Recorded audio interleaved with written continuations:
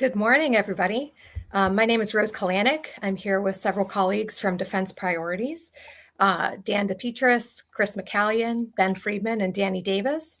And we're here to discuss Trump's recent trip to the Middle East that is just concluding as we speak. Thanks, everybody, for coming to talk on the roundtable and to view the roundtable this morning. Overall, the trip's gotten a lot of buzz and a lot of attention.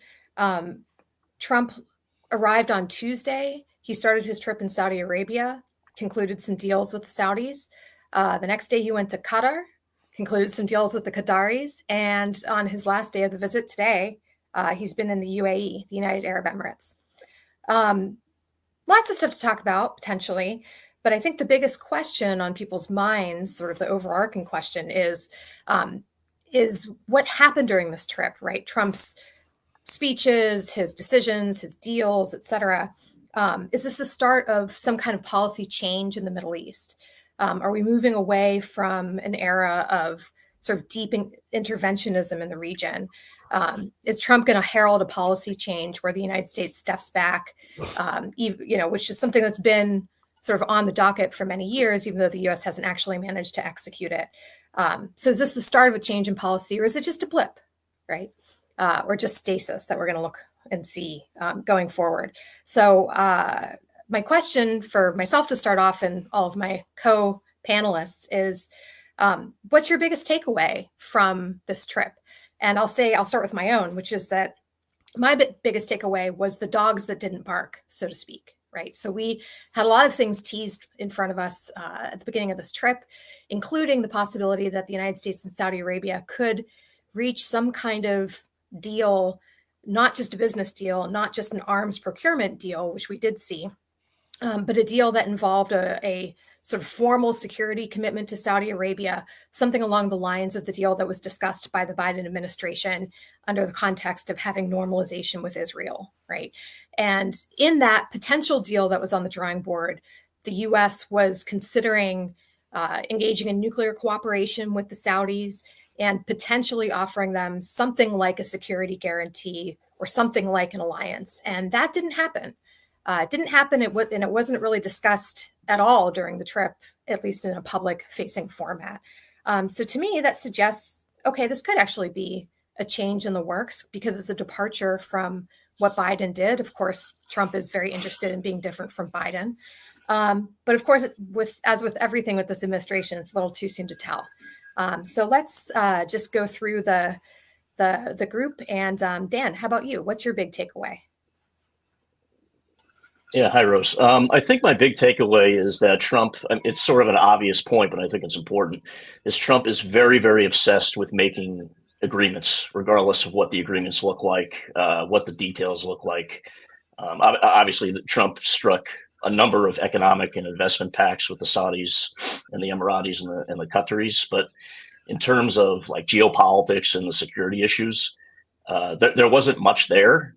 But I do think it's notable that pretty much in every stop of his trip, he referenced the ongoing negotiations with Iran.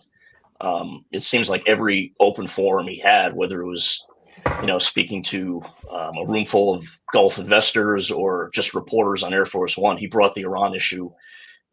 He elevated that up to a top priority. And he made the point constantly that there is a deal in the works. He kind of embellished about what the deal would look like and how soon we could possibly get it. But I think that tells me that Trump is very interested in striking some sort of a nuclear agreement and essentially, elevating diplomacy over some of these more hawkish advisors within his administration and within Washington, whether it's, a return to maximum pressure or even using military force. So I think that was mildly encouraging. But of course, with Trump, we'll have to monitor this in the next couple of weeks and months to see if he actually follows through on his promises.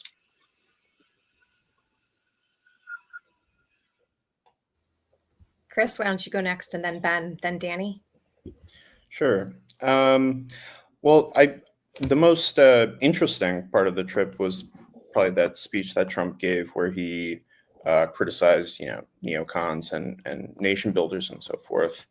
that being said, Trump is also the guy who has said that we're going to take over Gaza and make it beautiful, and kind of sounds like a nation building project. And nothing was really resolved in terms of what's going to happen with our potential involvement in what the Israelis are doing in Gaza, where they've approved plans to basically displace the whole population and raise everything to the ground. I agree that it's in a way like the dog that didn't bark is kind of the lead here, because it's not clear exactly what, beyond just bringing in some Gulf money to the United States, what exactly was achieved, or if we'll even know what was achieved for some time. I think lifting the sanctions on Syria is a good thing. At the same time, I'm quite, suspect that we should be necessarily giving Shura an attaboy and necessarily making nice with them as well, because it's really not clear at this point what the actual nature of the new Syrian government is. And I think if we want the U.S. to be less involved in the Middle East, that means on the one hand, we don't have to go around trying to topple everyone's government and do nation building, but it also means we don't have to, act like everyone's our friend either. We can have normal business-like relations. We can probably ignore most countries in that region because, frankly, it's just a region that isn't of that much strategic importance to the U.S. And we could lift sanctions on Syria and probably, have minimal contact with them from that point on. So, yeah, I don't know. To some extent, I suppose the trip was maybe not what we expected, or a little anticlimactic.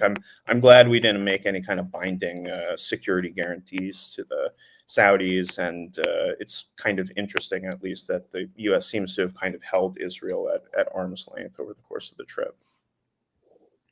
Yeah. Just to elaborate on that point, I think Israel's another big dog that didn't bark here on the trip. Obviously Trump didn't go there. Hegseth was supposed to go there at the same time and didn't. Whether or not that's an intended affront to the Israelis, it's I think perhaps perceived as that, and that comes along with, more substantively, the agreement to stop bombing the Houthis. Which obviously wasn't part of the trip, but came a few weeks before, where we have Trump essentially agreeing to almost nothing, to stop bombing them in exchange for them not shooting at American ships, not even agreeing to stop shoot at all the ships in the water, but beyond that, dealt not at all with Israel and the threat the Houthis have posed to Israel by firing missiles at them in response to the war in Gaza. So, and then. Thirdly, I guess this is all happening as the Trump administration tries to negotiate a deal with Iran, which the Israelis are opposed to. So the Trump administration seems to be breaking from what appeared to be the very close ties with Netanyahu and the government of Israel. It seems different, perhaps, than the first term. Now, that doesn't mean that they're committed to any kind of nice outcomes for Palestinians in Gaza or the West Bank, or pushing a peace deal that people in Europe or on the American left would favor. But it does seem to be a kind of general disinclination to be overly involved with the Israelis or too close to them, and I think that is actually positive for U.S. interests in the region, and shows a willingness to prioritize American interests over that of Israel and to some extent probably other allies. So that's, I think, one big takeaway. It's at least a change in direction. We'll see if it changes back again in the next couple of years. And as for me, I would certainly echo most of the things that have been said there.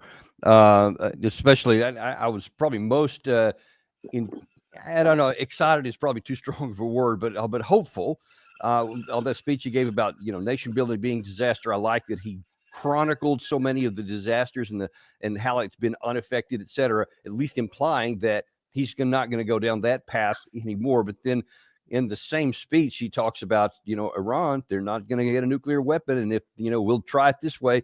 And that sounded like, well, maybe not nation building, but certainly involving in that. And we definitely hope that he doesn't go in a kinetic area there, because that would be bad for everybody. In terms of the no security guarantees, I think my assessment is that at least a portion of the reason why that wasn't brought up publicly is because Saudi Arabia, to have normalization with Israel and to be a part of the Abraham Accords, which is a huge issue both for Israel and the United States, something they've been trying to get done. Trump definitely wants to expand on his legacy from the first time he set it up. Saudi Arabia is adamantly demanding a two-state solution first. They said, we're not going to go down this path unless we get that path. And I think if they go down the two-state path, then they would say, and we want security guarantees, and which would be great for Trump on this legacy part, but really bad from our perspective on no security guarantees, not even any quasi-security guarantees that we should give. But then again, of course, you also have Israel. There's no way that they're going to agree to a two-state solution. They were always against it, but now it's just categorically off the table. They're talking more about empty the Gaza Strip and reprocessing it with their own people, et cetera. So those things are just completely incompatible. So I think that for this deal here, this trip, that the Gulf is just too large to broach, and that's why he just said in kind of whimsical, I hope we can get there someday. So in a certain sense, that's good. But in another sense, it's I don't even want that on the table.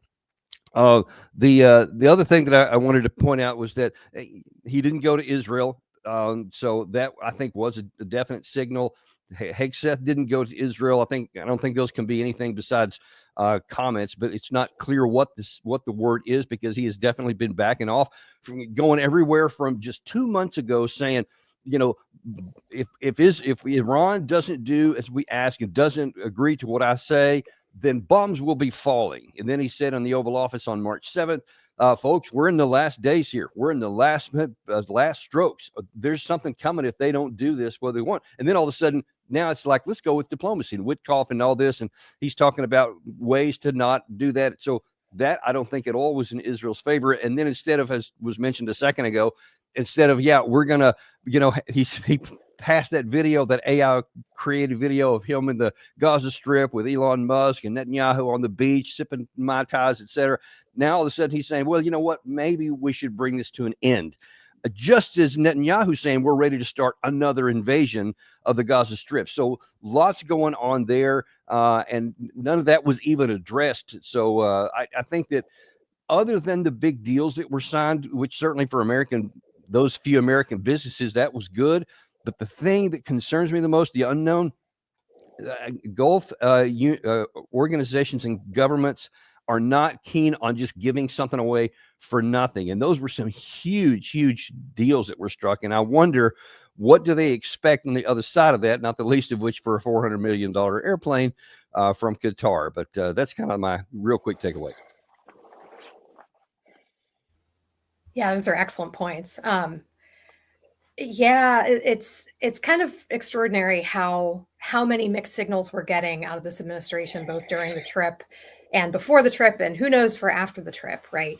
But I guess I'm curious, like, do you guys really think these business deals are important or significant or big deals, right? Like, Trump obviously wants to take a lot of credit for them, but two things sort of occur to me. Like, one, since when is the U.S. president's job to negotiate a bunch of business deals, like not trade arrangements, but like business deals? And isn't that a little weird? Isn't that a little bit away from sort of the market economy basics that we like to sort of go with? So A, not sure it's really an appropriate thing for the president to be doing, but B, how impactful are they really for the U.S. economy or the U.S. weapons industry, et cetera, et cetera? And then I guess C, like, are we giving something away by having these deals? I mean, accepting a $400 million plane, that's obviously getting something for nothing that sort of raises eyebrows and wonder, makes you wonder. But like, I don't know, like, don't these deals help the Gulf states as much as it helps the United States, or perhaps maybe more? And what do you guys think about that? I can jump in first. I just think habit of Trump that we saw in his first term when it came to this stuff was to make big fanfare about not so much, and that happened with weapons deals with the Saudis, where it wasn't really clear. There's these big announcements with big numbers of arms that they were going to buy, and it's not clear that there was any. It is actually fairly clear that it wasn't a real commitment to do that. It was sort of like a press release that didn't have a lot more substance behind it. Of course, they do buy a lot of arms in the first place, so it's sort of just continuing with what was already happening, and sort of announcing that there might be more. Similarly here, I think the Saudis and Gulf states obviously export a lot of oil, gas, and reinvest a lot of the proceeds in the United States. That's been how it's been going for a long time.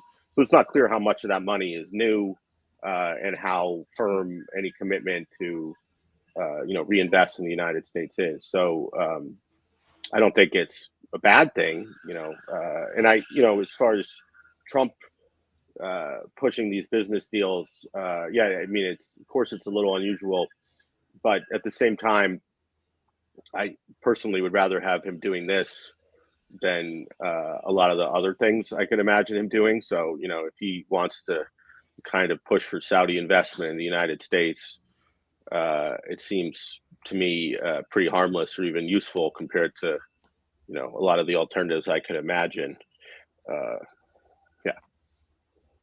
I'll leave it to others to about it, and I thought it was a little bit odd that the president was basically negotiating for, and I'll just pick one, I think it was 160 Boeing airplanes, and I was thinking already, wait, what about the other players in the industry, in the aerospace industry?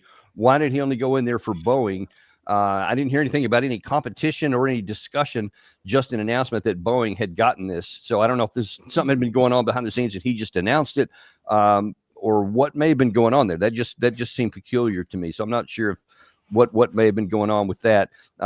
As Ben said, it's also, all right, let's see what actually happens with this, because those are some awfully big numbers that were being tossed around there. And I'd like to see some specifics about an execution plan, how that's actually going to get done. The last thing that I would mention on this particular topic here is, Trump was feted so much and lavished, with air jet escorts coming in, with all the big pomp and circumstance on the ground, with these big numbers here. And I'm just concerned that it really looks like these guys know Trump well, and they're giving him all the things he wants. And obviously, this huge applause, etc. And kind of echoing back what I said a second ago, I'm just concerned that they may want something to Saudi people later, and they may come back and say, hang on, you agreed to this and we did this, and we're kind of expecting something.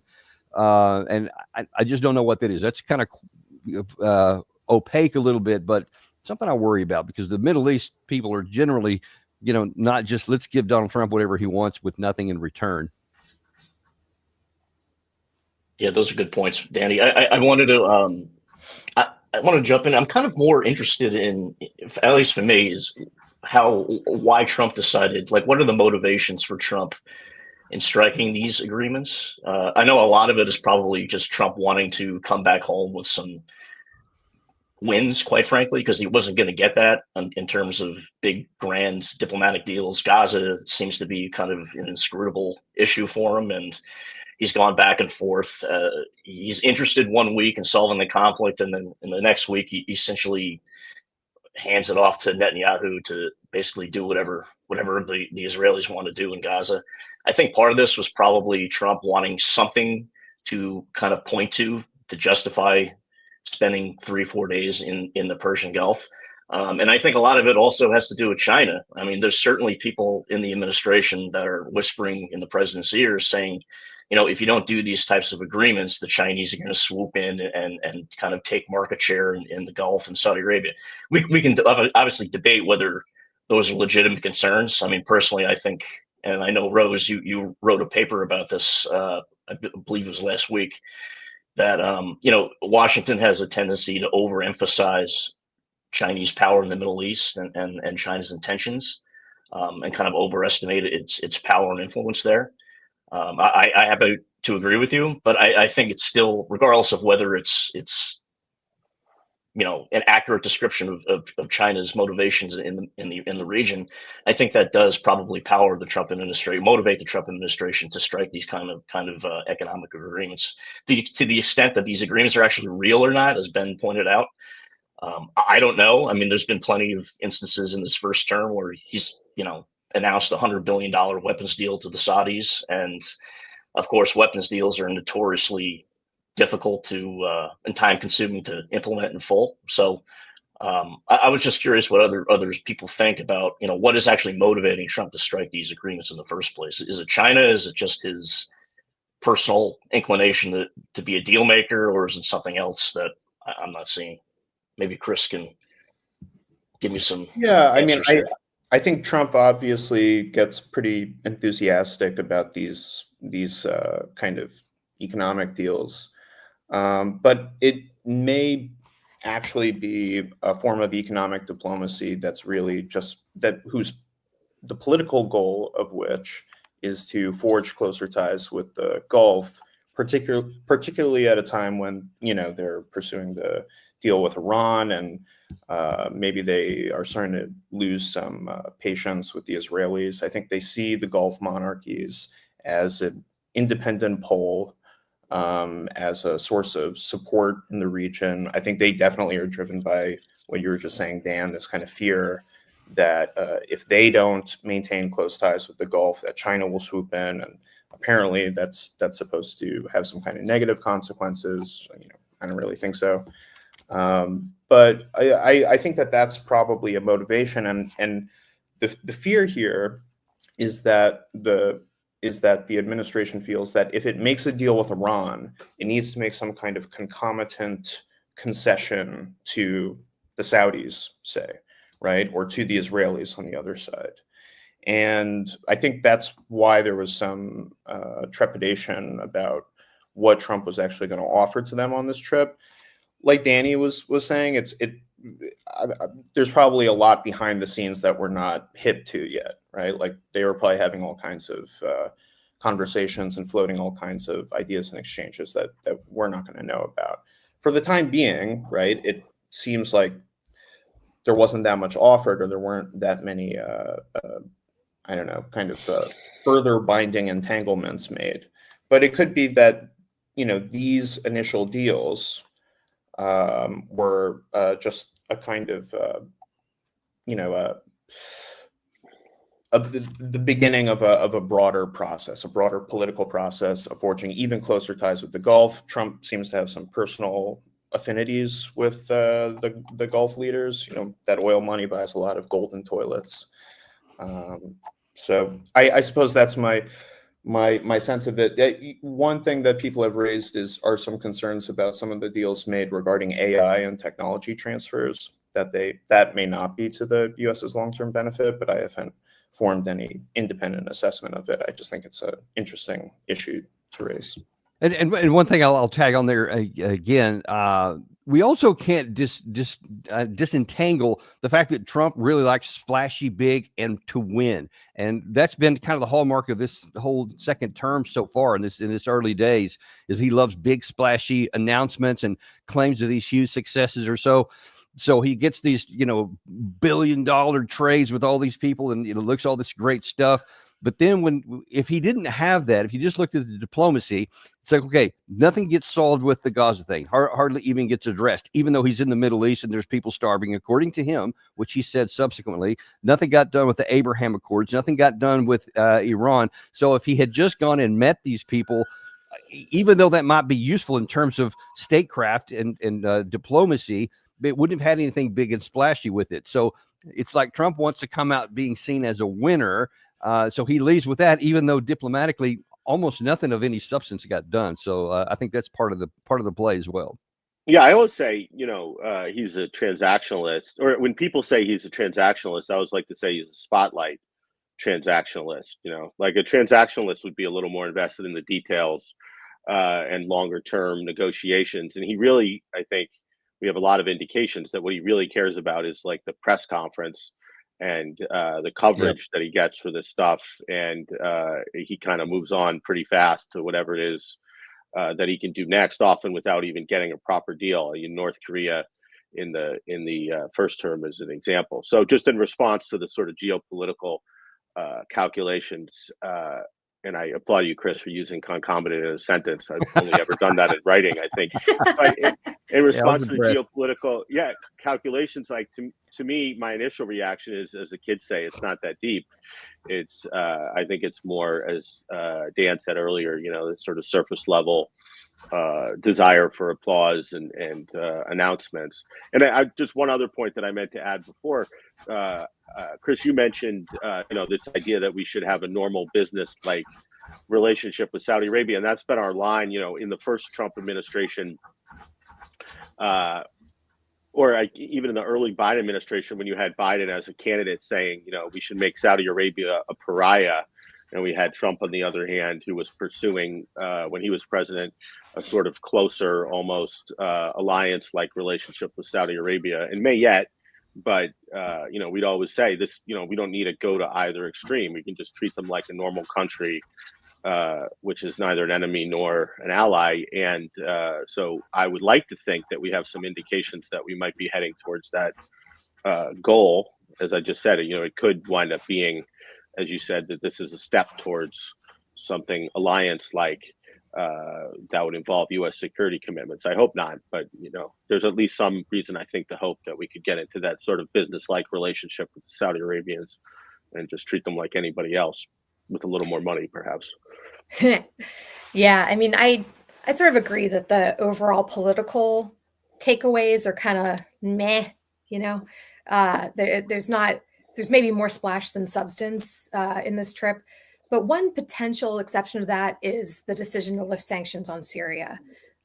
So in some ways, that's geopolitically important. In some ways, it's not. So like Syria is essentially a failed state. It's full of suffering people who have been impoverished for years. They desperately need international investment, aid, trade, all this kind of stuff. But it's not a country whose sort of disposition is going to like swing the balance of power in the region in any particular direction, because it's so just sort of prostrate, based on its sort of economic and social ills. So on the one hand, like what happens in Syria does not necessarily have huge follow-on effects for U.S. policy throughout the region or anything like that. On the other hand, we've had sanctions on Syria my entire life, right? And like, I'm older than I look, right? Like we've had sanctions on Syria since the 70s. And, ever since we came to the conclusion correctly that they were state sponsors of terrorism, right? And we've only increased those sanctions over time. So, the idea that we're taking sanctions off is a big policy change. And perhaps it could herald some kind of deeper change, right? That's what I'm wondering, right? If we were talking about, Trump has been talking about giving them a fresh start and all of this, but it's kind of amazing to me, or not amazing, but significant to me is that we haven't talked about actually taking U.S. troops out of Syria, even though Trump said many times during the campaign, look, Syria is not our fight. We don't have reason to be there, et cetera, et cetera. And now there's this idea that, hey, we can change our relationship with Syria. And maybe the economic thing, taking off sanctions, is the start. And perhaps that could pave a way for military withdrawal. But it's also kind of like, why, if we've decided that we're going to give these guys a chance, how about we just go all the way and also move our troops out, right? Which is probably the most beneficial thing for the U.S., regardless of what happens in Syria. So what do you guys think of that? Well, I want to jump on that one first, because that's always been something I've been adamant about all the way since 2019, when the ISIS lost their territorial holdings in the last of the Syrian part. I said, listen, we need to get them out right now. There's no militarily achievable mission there. They're just there. And you saw Trump 3 times in his first administration said, I'm going to take them out. And 3 times the headwinds against him inside the administration, inside the DOD, and certainly the talking head world, et cetera, just went crazy and was able to push back and make him not do it, or make him change his mind and not do it. So I haven't even heard him mention it this time, not him, some other have. But I fear, because one of the first things that so many people in the elite class say is Iran. no, we've got to have it for, if anything ever goes with Iran or a hedge. Problem is, those people have no earthly idea what the combat power represented on the ground is, and it's minuscule. It's a tiny little dot. It's mainly for special forces kind of raids here and there, which we cover by claiming that it's anti-ISIS or the enduring defeat of ISIS, etc. I think that we've taken that fake Band-Aid off. But the fact is that there is no military reason to have them there, and they don't provide any kind of military benefit to our country, even if there was an issue with Iran. In fact, all they do is serve as a point of strategic vulnerability because it makes it easy for Iran to kill Americans, because the air defense systems that we have in some of these small places is tactical air defense, not strategic air defense. So the missiles that Iran could fire, as opposed to the Katyusha rockets that some of these military groups and militants could fire, we can help defend some of those, the drones, etc. They would be so vulnerable. So there is literally no reason to have them there, and every reason for Trump to do it. And now it couldn't be a better time because of these, this new page he's opening with Syria. So I'm adamantly for that. Yeah, Rose, if I can just go back to the sanctions piece. I think a lot of people are shocked in large part because, in Washington, sanctions are sort of treated as a panacea to various problems in the world that, we don't have a viable solution that's actually workable or realistic. So let's just slap sanctions on them and kind of move on. And sanctions are very easy to start, but politically they're often very difficult to terminate or even waive for a couple, for a 90 to 180 day period. And I've noticed in the last 48 hours since Trump announced that the sanctions would be lifted or at least suspended, he's actually gotten quite a lot of support on Capitol Hill for that decision from Republicans and Democrats, particularly on the Senate Foreign Relations Committee, which normally they're, that committee, along with the Banking Committee and every other committee on the planet, is very pro sanctions, and they view it as a way to kind of tackle America's various issues around the world. They're very often hesitant to use the waiver authority in the laws, and presumably Trump is going to be using I think it's a 180-day waiver to lift some of those sanctions temporarily. And Rubio mentioned yesterday, I believe, that if all else goes well, then they're going to work to kind of terminate the Caesar sanctions law, which I also thought was a pretty big deal. By the way, that's also a law that Congress extended last December. So it'll be on the books for another couple of years if they don't terminate it. But anyway, I mean, politically, it's just interesting to me that Trump's decision was not only viewed as necessary, but that it was actually supported by a variety of lawmakers, which traditionally that's not the case. Yeah, I am in favor of getting rid of the sanctions on Syria, because I think that rebuilding that country is the best thing for Syria. It is kind of ironic, though, that we have at this point spent more than a decade working to overthrow the government in Syria to put some kind of Al-Qaeda offshoot in power. And now, mission accomplished, high fives all around the Situation Room. That's occurred, and now is the point when we, take off sanctions, and it's, sanctions are not very useful in my mind for almost anything. The one thing that you might be able to say about them is that they have a certain power when you take them off in exchange for something, right? You can't really coerce a state to do something by applying sanctions, but you may be able to gain some kind of agreement when you take them off, right? Chaz Friedman had a good analogy for this at some point. It's like a string, like you can pull it, but you can't push it, or something like that. And in the case, Chris, do you have any examples of when that has worked that way, when we got something by taking sanctions off? I mean, it could be going back years, because I'm not aware of any. I wonder if you are. Danny, I am. But I'll give you Libya.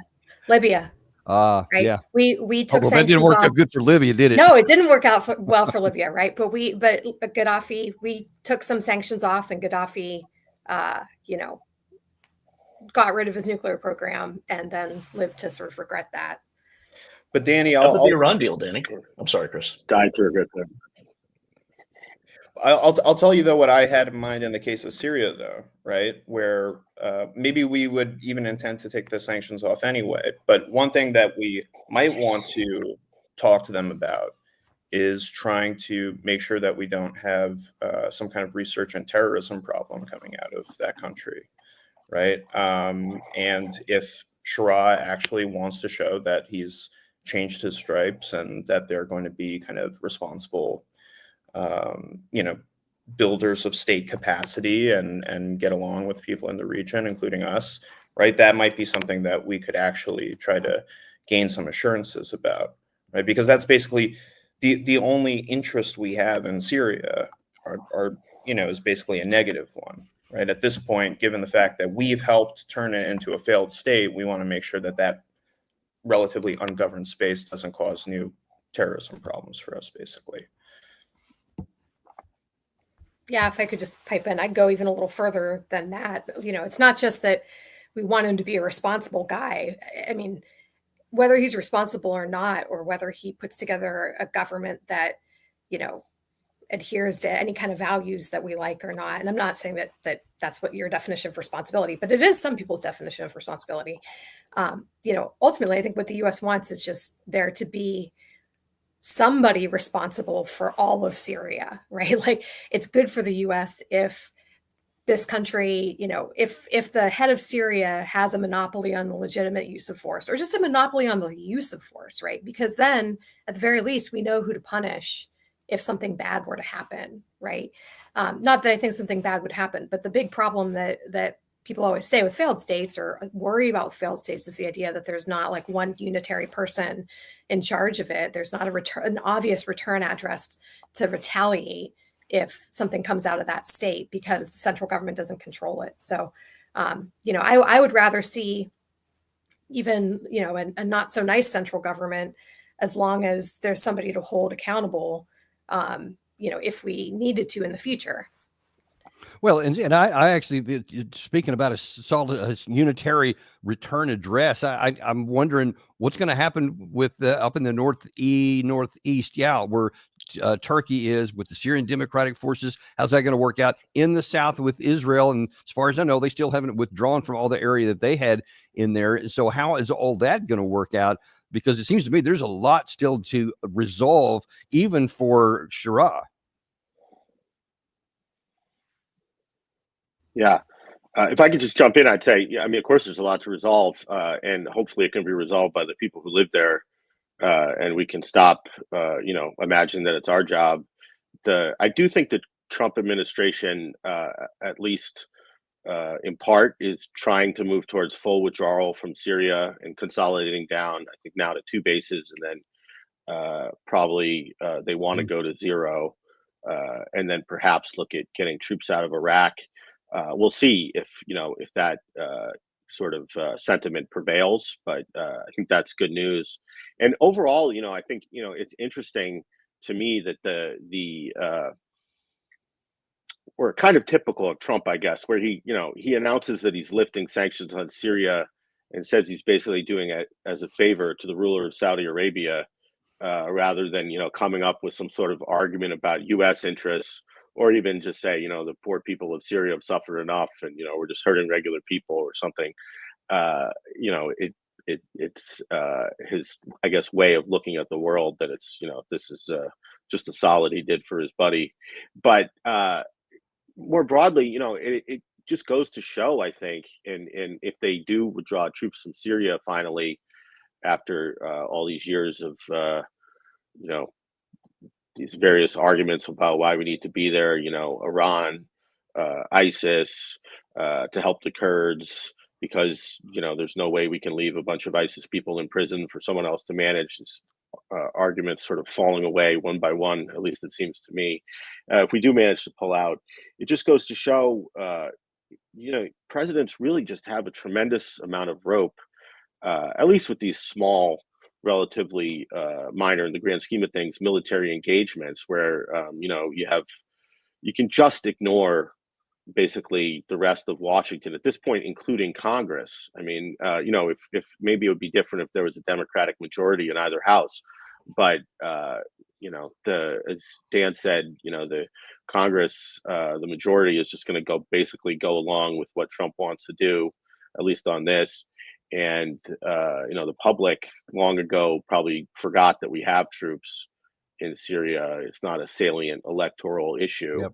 In the sanctions, nobody really understands that. So, it's a situation where, presidents can do what they think is the best foreign policy for the United States, and not worry, most of the time at least, about you're going to lose an election because of it.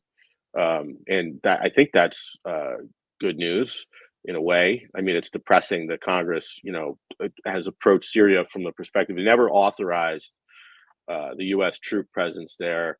But they did authorize a panel of experts that basically argued, that we should stay there forever to chase around the remnants of ISIS. And you had Congress, participating in the kind of collective DC freakout that Danny mentioned when Trump said, we're getting out of Syria. So, it's sad what's happened to Congress and their foreign policy powers. But overall, it's good that, if you're president, you can kind of ignore all the noise and just say, there's good reason to leave, so we're leaving.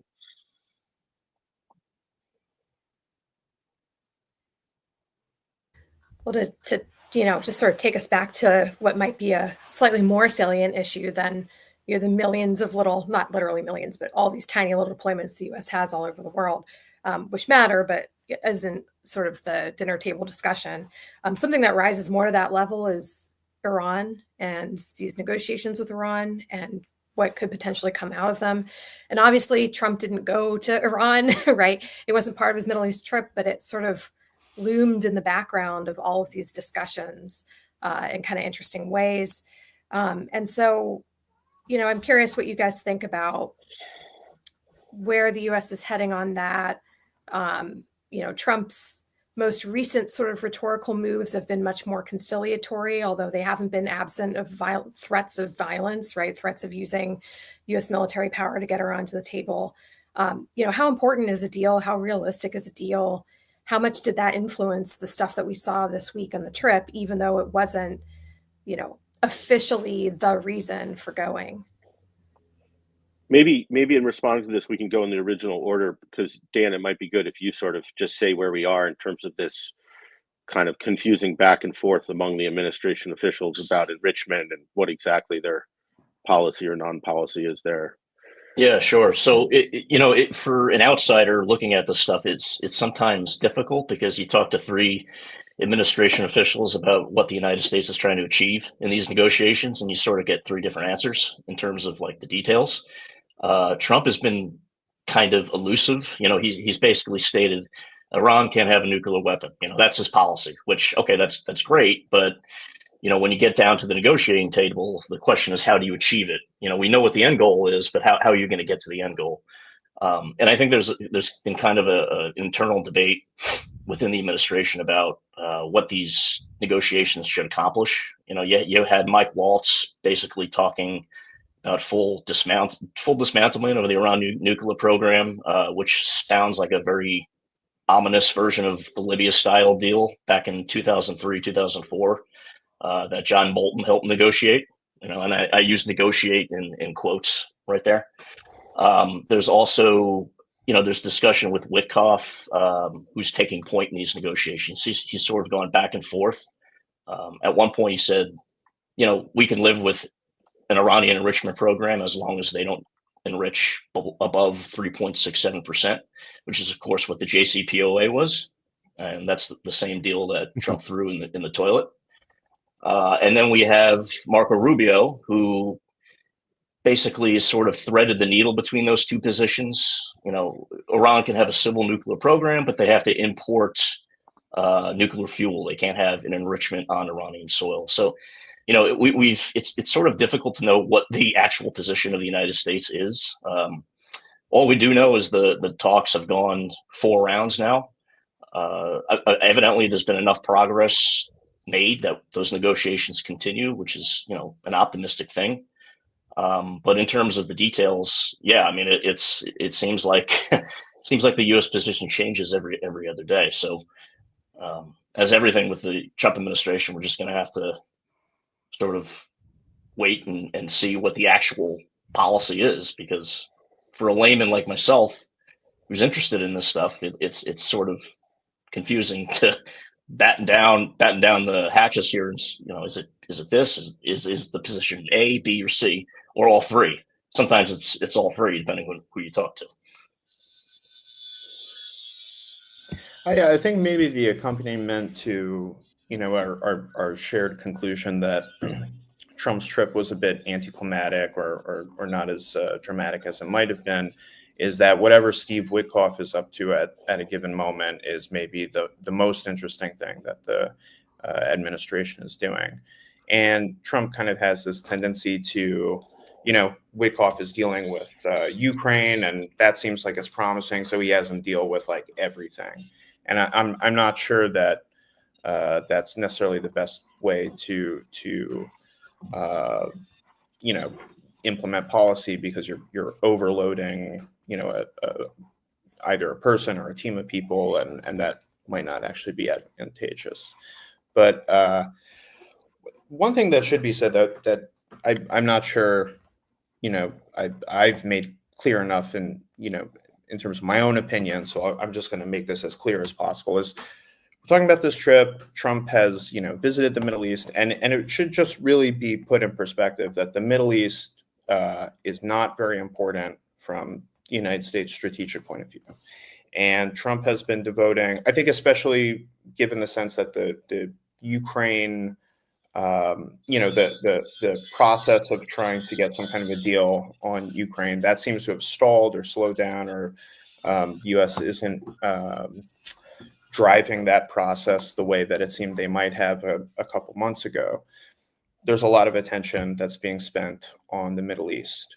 And the U.S. has much bigger problems than whatever's happening in the Middle East. It would be to our benefit not to be involved at all, in my opinion, or to be wrapping up our involvement in various ways. But I think that Trump is focusing on the Middle East generally because it's kind of low-hanging fruit in a way. And I suppose what I'm trying to drive at here is that that itself is kind of discouraging to me, because it seems like that, whatever radical changes in U.S. foreign policy might have been signaled by Trump at various points, it's, to me, it's all just kind of marginal things around the edges that he's actually doing, and that all this focus on the Middle East is just because it's an easy place to do it, and he's not changing anything fundamental. He's kind of inking these little deals and whatever. Witkoff, who's an interesting outsider character, might end up accomplishing something, but like Dan was saying, it's very difficult to. There's very little consistent direction in the administration that would give you a sense of what they're actually driving towards, and what you really get the sense of is that they're making it up as they go along, and dealing with low-hanging fruit. Yeah. I guess I'll just add to what was already said by saying, one,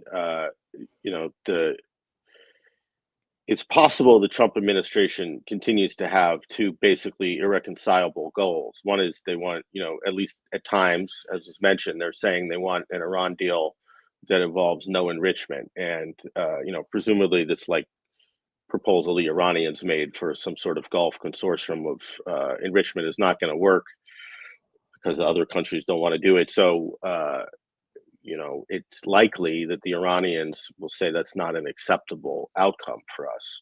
We've come this far. We don't want to go back to where we were. Now, maybe that's not true. I could be wrong about that, but it seems likely to me. And then on the other hand, you still have the position that Trump takes that he'll help Israel bomb Iran in the event that there's no deal, with the sort of slippery time frame around, you should do it soon, you should do it within whatever, a deadline that doesn't seem real. So I don't know that, he can have both those things if he indeed wants both those things. So yeah, on the one hand, Trump seems to want to deal with Iran. He seems to want to avoid war with Iran. On the other hand, you could still argue that he's setting himself up for having to bomb Iran. And this president, even more than others, seems totally divorced from audience costs. Like the idea that if you say you're going to do something, it's hard to get out of doing it. Like he really is.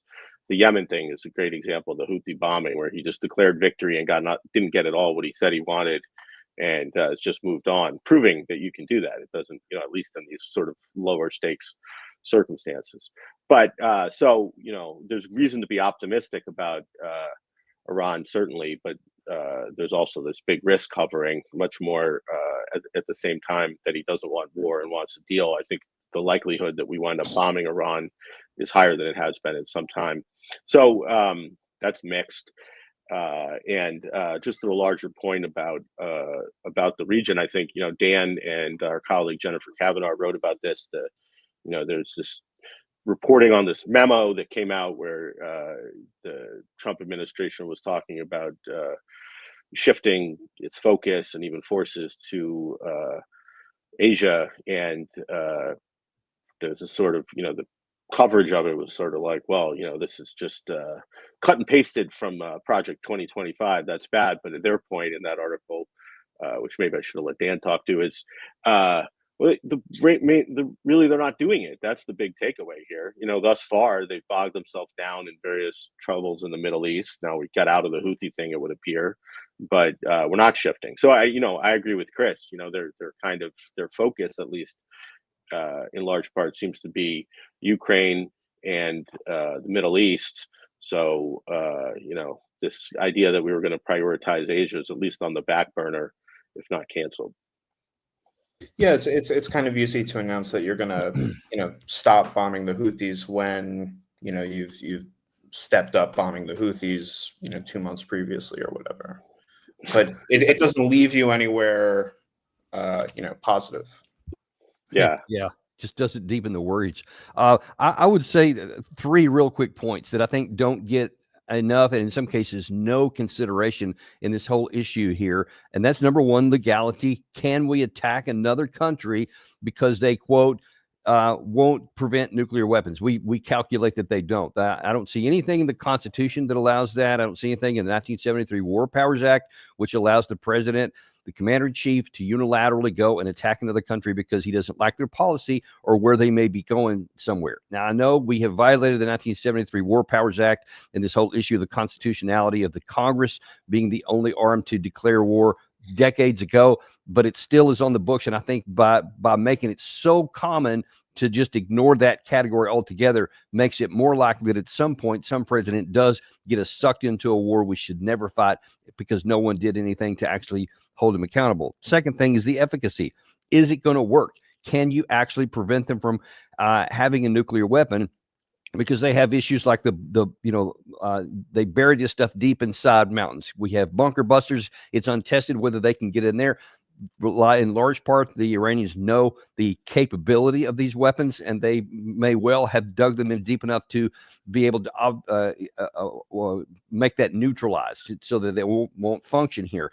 The second thing on that point of the efficacy is, if anything is going to push Iran into a nuclear weapon, it's going to be that. If you go in and you declare war on them, and you literally start trying to blow all their facilities up, then they have every reason to say, now we're going to go to it. They've implied this and in some cases stated it outright.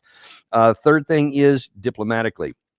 China, Russia, Russia has a military alliance with Iran because they get drones and whatnot. Also, China still gets a lot of oil from Iran. Neither of those countries is going to be keen on seeing that regime fall, which of course is the Israeli objective. That's what they want, regime change. They've said so directly and overtly.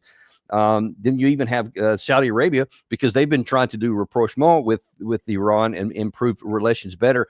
And I'm not sure that they want some unknown regime to emerge after that, et cetera, something they don't know. So there's a lot of things beyond just, this statement that Iran's not going to have a bomb. I mean, there's a lot of ways to go after that, to prevent that, even though they don't have a bomb.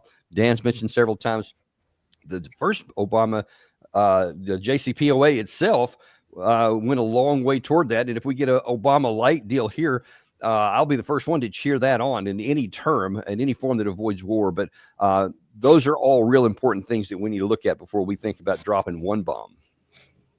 Yeah, I agree. And, I got to say, I think it's an excellent point that, what essentially is on the table is a preventive war, right? It's a preventive war. It's the idea that we would attack somebody that hasn't attacked us, and not somebody who's in the process of attacking us, right? It's not a preemptive war. It'd be a preventive war to prevent or try to prevent, probably wouldn't actually work to, in the long run, prevent it, but try to prevent Iran from developing a nuclear weapon. And the history for preventive wars is bad, right? like whether you go back to Thucydides, right? You go back across all of human history, and most countries that fight preventive wars, it does not work out well for them, right? They end up cutting off their nose to spite their face. So like the long-term history of it is bad, but also the recent history of it is bad, right? The last time we fought a preventive war was Iraq in 2003. And we all know how badly that turned out, right? And Iran is not Iraq. Iran's 3 times the size of Iraq, both in terms of people and in terms of land, right? Yeah, the big one of the biggest sins we did in the Iraq War was no one answered the question, and then what? You go in and you take out Saddam Hussein, and then what? We didn't have a plan for that. And I think there's even less of a and then what here. We want to take out their nuclear facilities, and then what? You've started a war. Where do you think that Iran's going to go? I mean, that needs to be thought through a lot more. Yeah. Oh, I mean, Iraq, it was all magical thinking. They had an idea, which was that there's going to be this like liberal uprising, and Iraq's going to suddenly become a democracy, and then it'll be our friend and all this sort of crazy stuff. But I think you're right. I don't think they've even gotten to the magical thinking part with Iran, because they're still not, they're still not like willing to. Well, yeah, I agree. It's problematic. It's not good. But that's what's really sort of lurking in the background of all this discussion, right? Is that really what you're going to do? And just to add something else, which is, a point Rose likes to make as well, the status quo for the United States is fine. Iran is not a threat to the United States. Yes. I think it's important to say that. It's a threat perhaps to some of its neighbors, but its neighbors can deal with that as they want, I think. But in Iran, that's a nascent nuclear weapon state, that's sanctioned, it's far from ideal, but for the US, it doesn't really matter. We can live with that. And we've gotten ourselves into this position, which is not Donald Trump's fault. I mean, it precedes him to a large extent. He's just continued it, where, our position is, either we solve everything and you're, miles away from having nukes, or we go to war. And that's, in a sense, been the position of, I don't know, the last 4 presidents, and it's bad. We should just care less about Iran, even if they get a nuke. But we should just care less about Iran and sort of move on with our lives. They don't, we don't have some fundamental rivalry with them, a contested interest that can't be resolved without a deal or a war. So I think, I don't think we can solve that in the near term, but this sort of obsession with Iran as an enemy and a problem to solve is the real issue. It would also be a war that, if successful in the aim of, toppling the government, or even if it just significantly weakened Iran or something, like the outcome of the war would be to significantly change the balance of power in the region. And this is a region where there is already a rough relative balance of power, which is kind of supposed to be the thing that we hope for in regions of importance. Now, again, this is not a region of importance, right? But if it were, right, we would not want there to be a significant imbalance of power in the favor of a single power. And it seems like, lots of people in Washington want there to be a significant imbalance in power in favor of Israel. And it should be said, like, the United States doesn't get any benefit from that being the case, or from Israel approaching something like hegemony in the broader Middle East. All right. Well, let's leave it at that, because we've reached our witching hour, where our conversation's up. But that was a lot of fun, guys. Thanks so much. And thanks everybody for watching. and we'll continue to see, what comes out of this trip in the long term. Right. Thanks, everyone. All right. Take care. Bye-bye.